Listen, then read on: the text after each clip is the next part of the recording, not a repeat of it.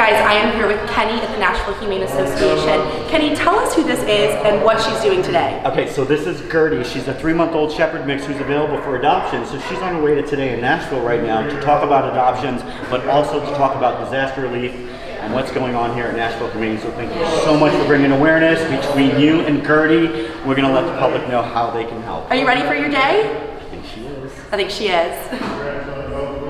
We got set up at the Sportsplex. So your emergency relief We've got shelter our emergency relief 30 show took up. in 30 last night. Yeah. So that's so that people could go to the shelter, but they didn't want to leave their pets behind, but the shelter didn't take the pets, so we're there to let the pets be on the shelter, so they're in the same parking lot, basically. So people that are keeping shelter at the Sportsplex have their dogs being taken care of in your emergency shelter. Correct. Amazing, amazing. That's so amazing. So that's how we're kind of helping out.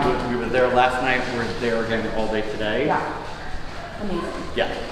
So that's the way to help. So And then plus, and I've been talking to sharing Kenny Red Cross. She's like heading us Red Cross communications for the emergency relief. All right, 3, 2. So now I am here with Stacy. She is the Development and Communications Specialist for the Nashville Humane Association. Thank you so much for everything you're doing. Can you just give us just a little bit of how you're feeling right now? Sure. Overwhelmed would be a good word. It's been kind of a wild ride. We're so excited to be able to help people. We've got a resource center set up here for people to come and bring us donations so that we can then give them out to shelters that need it, to people that need it. We want to help in any way that we possibly can. So we've got supplies here and we'll be filtering those out as people start telling us their need. And yeah, it's been really great. The outpouring has been unbelievable from our Nashville community and beyond. And if you'd like to check out the resource center, we can head in. Let's do it. Okay. Alexandra here is our safety net and resource coordinator. She is currently organizing everything so that when people come in and they have a need, we can get it to them quickly. We've got dog, cat, kitten, puppy supplies separated. We've got towels, we've got bowls, dishes, litter, anything that people might need, we're trying to make sure we have here. And this is amazing. Yeah, I mean, this is all from generous people in Nashville and beyond. It's just been so incredible seeing the outpouring of love from other people that just want to help and do something. Yeah. So people can come if they're in need, and they can also come to donate. So can you give them your address here at headquarters so that they can come and either donate or pick up supplies for themselves? We are located at 213 Osceola Avenue. It's in Nashville. We're on the west side of Nashville. And you can come here for supplies. You can drop supplies off here. We have an Amazon wish list if that's easier for people to order online and have it sent here. Okay, so we're here in the Resource Center at the Nashville Humane Association. Tell us what we're looking at. Sure. Well, these are all the wonderful donations that the people of Nashville and beyond have given. We're dividing them up into cat, dog, puppy, kitten, trying to make sure that when people come in, they can get in and get out with what they need. We have everything you could possibly need: litter, supplies, food. We've got towels, blankets, and people just keep bringing donations. If you would like to donate goods that we can then give to the community or to other shelters in need, our address is 213 Osceola Avenue. That's here in Nashville, and we're on the west side. If you'd like to send something from our Amazon wish list, you can do that as well, and that's on our website at nashvillehumane.org. Amazing. Well, thank you so much for having us today. Thank you so much for coming and spreading the word and the need. Thank you, Stacy.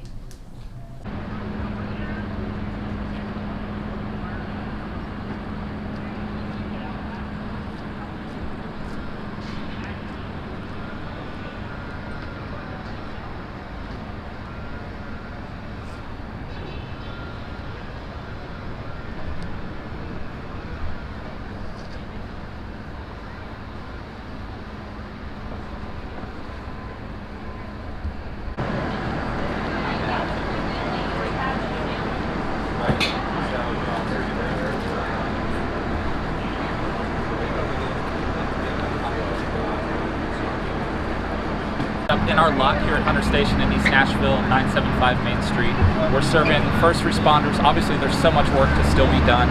Volunteers are out, people affected. Please walk by, come through. You can get one of our pimento mac and cheese, spinach artichoke melt, one of our classic on sourdough.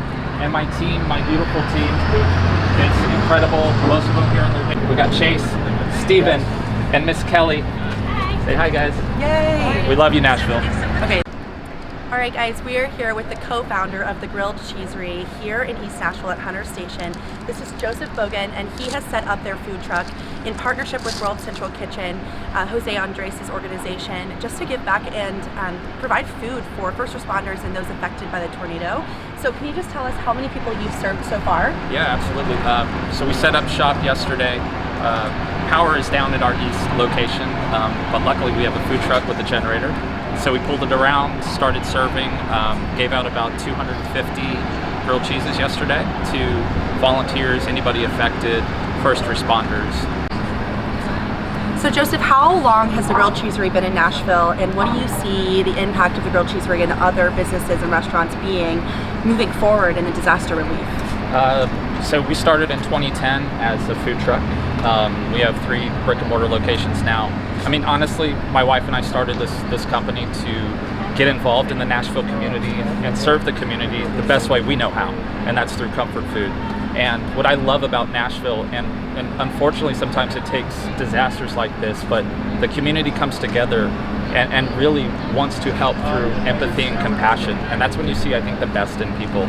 Unfortunately, it takes something like this sometimes, but it's a good reminder that we just need to be here for each other. Absolutely. So Joseph, if someone comes out today to your Hunter Station location, what can they get and who are they going to see?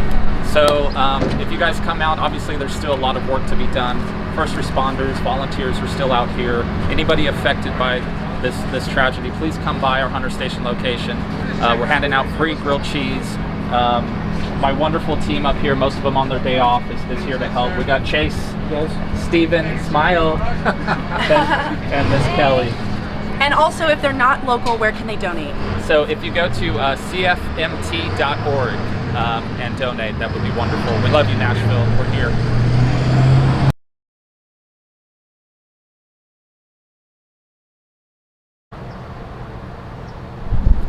Hi, this is Dave with Nash 10 TV, and we're here at the Centennial Sportsplex, the indoor tennis center, and this is the location for the Nashville's tornado shelter. Is that correct? And I'm here with a representative of the Red Cross, and I'll let her introduce herself and tell her what they're doing here. My name is Abby Dunn, and I'm a volunteer with the American Red Cross. I've been volunteering for 25 years, and I happen to live in the area, but I was not affected by the tornadoes, so I'm here helping to work at the shelter. And how many citizens, how many people are staying here or using the Red Cross shelter? So we have about 80 clients who are staying here, and then we provide the cots and food, and we have towels, we have showers, so we have things for them, whatever they need while they're staying with us. And food is brought in by restaurants, we have snacks, water, and try to help them however we can. And they'll be here until we know the next steps. And how long could that be? And that we don't know, but as we're here with the shelter, and we'll keep it open until the higher ups, and they're the ones who are making the plans for people to come in and get them assistance to go back to their homes, to new homes, or to get them taken care of. Does the Red Cross help them find temporary housing outside of here? We don't help to find those houses, but we'll see if FEMA comes in or TEMA comes in, so we'll get the proper agencies to come in and give us the assistance and helping them. But they won't be put out on the street, and they just won't be left alone. And what is your capacity? What's the most people you could, that could stay here? I mean, this is a large facility, so, and we have 80 now, and I'm not sure how many it would hold several hundreds of people, but we don't look for that to happen. Right. But we also have movies for the children. We try to do things, this is a Sportsplex, and they have skating in the building next door, so they have opened it up and they have instructors there, so there's skating for the adults and the children. And so they try to have things to keep them occupied while they're here, Activities. Okay. different activities. Is there a way for them to, is there transportation, any transportation for them? So far, we do not have transportation because we're not allowed to take clients anywhere, but they'll be working on that as well, or bus schedules. So that's the next step in getting the next help. And then they will bring it here or let us know what's available to them. Now, do you give out supplies like water or whatever, or to? We have a lot of water, we have snacks, we have towels, washcloths, we have toothpaste, toothbrushes, all of those incidentals, and they're welcome. We have restaurants that bring in food for lunch and dinner, and we have breakfast, and so they're welcome to take water and those things with them. They're welcome to eat here, and the shelter is open 24 hours a day, and so they can come and go.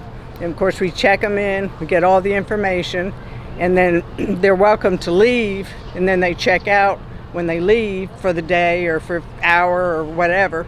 So that way we'll always know how many people are here, and then when they come back in, we have them sign back in.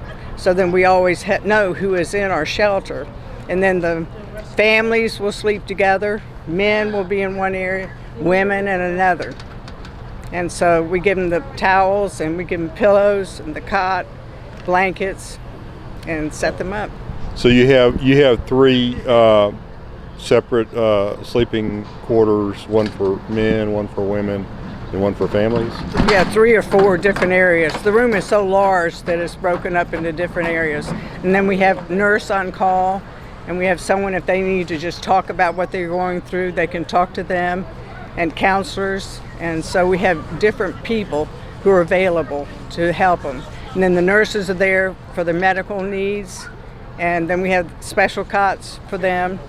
And so we try to bring all the functions together in this shelter to help the people the best we can. Well, that's a great service you're providing, and I'm sure it's much appreciated. Well, I love doing it. The Red Cross is an awesome, it's just awesome to help them. And you hear such miracle stories. We get to talk with the people and hear their stories and assist them. And our job is we want to help them to go through what they're going through, giving them the best assistance that we can, and helping them to go on and get back with their lives. So it's awesome. Now we see some guys bringing in some water. Is that cases of water? Is that for the Red Cross? They bring it in, and then when people need it, or if they need it, then we give them the water. So a lot of things are donated, and so we pass it on to the clients. We pass it on where it can best be utilized. And can you talk about is there can people bring their pets? Yeah, see, a lot of people don't come to shelters because they have their pets, and they don't think that we take pets. But back here we have the Humane Society, and so you can bring your animals, and they can't stay in the shelter, but they can be checked into this area back here, the Humane Society. Just with identification, they keep the pets, and then you can come and pet your pets or walk them and whatever with your ID. Is that a mobile kennel? It's mobile. It's a mobile kennel? Yes. So that's parked there. It will stay here as long as the shelter's here, or as long as when they have the animals. Yes. Oh, that's a good idea. Yeah. Okay.